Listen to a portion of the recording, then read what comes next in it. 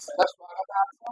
और आज के विषय में बताइए कि आप पूरे देश के अंदर उत्तर प्रदेश पर निगाहें हैं और आपको बहुत बड़ी जिम्मेदारी है सभी पदाधिकारी पर। तो उत्तर प्रदेश को किस तरीके से देख पाएंगे, जीता पाएंगे। बहुत बहुत धन्यवाद आपका। देखिए, आज गाजियाबाद में ये गाजियाबाद जिले की समीक्षा बैठक हुई, जिसमें बूथ कमेटी, सेक्टर कमेटियों पर जोर दिया गया। माननीय राष्ट्रीय अध्यक्ष जी के निर्देश पर पूरे प्रदेश में बूथ कमेटी को निर्माण करने का बहुत ही ज़्यादा उनके द्वारा जोर दिया जा रहा है। बूथ कमेटी हमारी मजबूत होगी, बूथ कमेटी कंप्लीट होगी, तो मैं समझता हूँ कि 2027 का जो चुनाव है उसमें हम कुछ प्रदर्शन कर सकते हैं।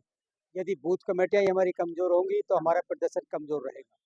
लेकिन हमारे राष्ट्रीय अध्यक्ष जी जिस तरह से मेहनत पूरे देश में कर रहे हैं, पूरे प्रदेश में कर रहे हैं, और उसी तरह से हमारे कार्यकर्ता भी बड़ी ऊर्जा के साथ पूरे प्रदेश में, पूरे देश में काम कर रहे हैं। और आने वाला कल आज़ाद समाज पार्टी का होगा, और 2027 के चुनाव में आज़ाद समाज पार्टी एक बहुत अच्छे रिजल्ट उत्तर प्रदेश में लाएगी। और मैं समझता हूँ कि 2027 में आज़ाद समाज पार्टी के बगैर कोई सरकार नहीं बनेगी। इस पे हम काम कर रहे हैं। आजाद समाज पार्टी गठबंधन करेगी या सिंगल लड़ेगी? देखिए, गठबंधन का तो जो हमारे जितने भी शीर्ष लीडर हैं उनके अधिकार क्षेत्र में है, इसके बारे में हम आपको कुछ कह नहीं सकते। हमारी पार्टी ने, हमारे नेता ने समाज के साथ गठबंधन कर रखा है। जो इस देश में 6,743 जातियां हैं और 85 करोड़ से भी ज्यादा लोग, हमारे 85% जो लोग हैं, 1 अरब से भी ज्यादा लोग हैं हमारे, उनके साथ हमारा गठबंधन है। और वो जिस तरह से आजाद समाज पार्टी, हमारे लीडर काम कर रहे हैं, मैं समझता हूँ पूरे देश में आजाद समाज पार्टी के राष्ट्रपति माननीय चंद्रशेखर आजाद की तरफ निगाहें हैं। और जिस तरह से वो गरीब मजलूमों की लड़ाई लड़ने का काम कर रहे हैं, पूरे देश में 543 सांसद हैं, केवल 543 में 542 घरों में बैठे हुए हैं, और केवल एक सांसद सड़कों पर दौड़ दौड़ कर किस तरह से काम कर रहा है वो किसी से छुपा नहीं है। और आने वाला साथियों, ये कल जो है आजाद समाज पार्टी का होगा, और इसके लिए हम काम कर रहे हैं। और इस तरह से जब उत्तर प्रदेश में हम इस आजाद समाज पार्टी की सरकार बनाएंगे, तो केवल उत्तर प्रदेश से हमारा काम चलने वाला नहीं है। हम इस देश में किसी अम्बेडकरवादी को जब तक नहीं बैठाएंगे, जो एक समता मूलक समानता की विचारधारा को मानने वाला कोई लीडर अगर इस देश पर नहीं बैठेगा, तब तक बहुजनों का उद्धार नहीं हो सकता। इसके लिए हम पूरे देश में काम कर रहे हैं। और माननीय चंद्रशेखर आजाद जी हमारे जो यशस्वी लीडर है, और जी मैं समझता हूँ कि युवा हृदय सम्राट उनको हम कहते हैं, वो पूरे देश में काम कर रहे हैं। और आने वाला समय हमारा होगा, और इसमें कोई किंतु परंतु नहीं। देखिए, आजाद समाज पार्टी का जो टिकट देने का सिस्टम, मैं समझता हूँ सभी पार्टियों से अलग है। अभी आपने देखा होगा कि 13 जून से लेके 18 जून तक जो आवेदन जिन जिन सदस्यों ने किए हैं, चुनाव लड़ना चाहते हैं, उन्होंने आवेदन किए हैं। किसी से 1 पैसे का कोई सवाल नहीं, केवल उनसे यही पूछा गया है कि आपकी योग्यता क्या है, आपका समाज में कार्य क्या है, आपका राजनीतिक पृष्ठभूमि क्या है, और आप यदि जीत कर आते तो समाज के लिए क्या कार्य करेंगे, यही उनसे पूछा गया है। और कोई एक भी आदमी ये नहीं बता सकता किससे 1 पैसे की बात हुई। और पार्टियां जितनी हैं वो पैसे लेने का काम कर रही हैं, वो उनका कार्य क्षेत्र है, इसमें हम कोई टीका टिप्पणी नहीं करते। लेकिन हमारा लीडर, हमारा पार्टी कोई किसी से 1 पैसा नहीं लेती है। और ये है कि हमारे पास चुनाव को देने के लिए पैसा नहीं है। भाई, आप चुनाव लड़िए, और हमें पार्टी को कोई 1 पैसा नहीं चाहिए। इस पे देखिए, हमारी लिस्ट बन रही है, हम जल्दी आप इसमें घोषणा कर देंगे, ऐसी बात नहीं है। इसी में नहीं, हम रिजर्व सीट पे भी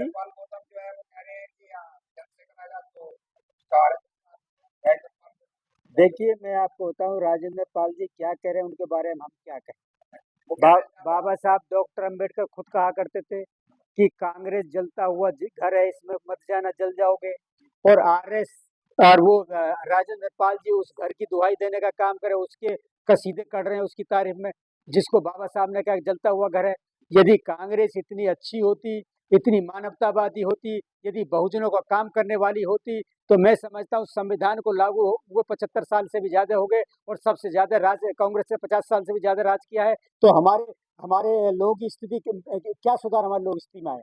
समझे? यदि कांग्रेस इतनी अच्छी होती आज उसको एक दिन देखने को नहीं होता। हमें पार्टी बनाने की जरूरत नहीं पड़ती, हमें अलग सेंटर बनाने की जरूरत नहीं पड़ती। हम कांग्रेस के साथ ही रहते हैं क्योंकि हमने कांग्रेस का साथ दिया। जब कांग्रेस का साथ दिया तो उसने हमारे लिए क्या किया?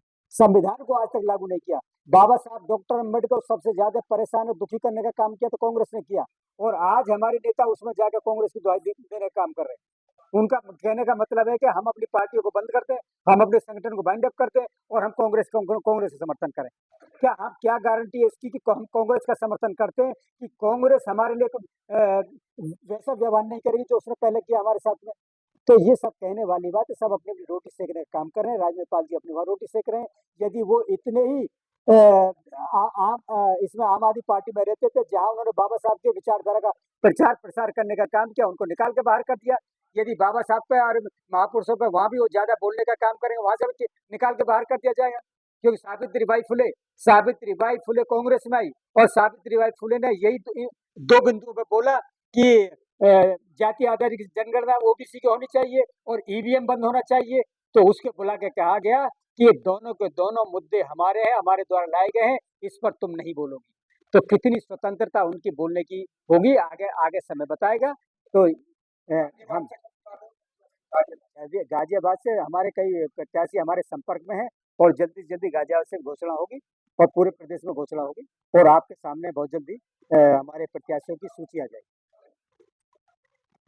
मैडम गाजियाबाद क्या स्थिति रहेगी कि लोनी की प्रभारी बना रखे हो आप? आपने कहा लोनी की प्रभारी स्थिति पूछ रहे हैं गाजियाबाद की। गाजियाबाद में आते हैं ना? देखिए जो हमारी गाजियाबाद की स्थिति है, हमारे प्रत्याशियों को लेके जी। हम लोग सभी लोग इस तलाश में हैं कि हमें प्रत्याशी मेहनती मिले। प्रत्याशी तो बहुत हैं, लेकिन जो प्रत्याशी हमारे साथ काम करना चाहते हैं लगन के साथ, हम उन्हीं को सेलेक्ट करना चाहते हैं।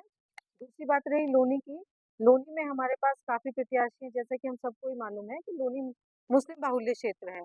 तो वहाँ पर हम लोग कोशिश करेंगे कि यदि हमें एक अच्छा और मजबूत मुस्लिम प्रत्याशी मिल जाता है, तो हम उनको उतारने की कोशिश करेंगे। लेकिन ऑन द अदर हैंड हम इस चीज़ को नहीं देखेंगे कि कोई उसके अलावा अगर किसी और कम्युनिटी से हमारे पास प्रत्याशी है, तो हम उसके बारे में भी सोचेंगे। जी।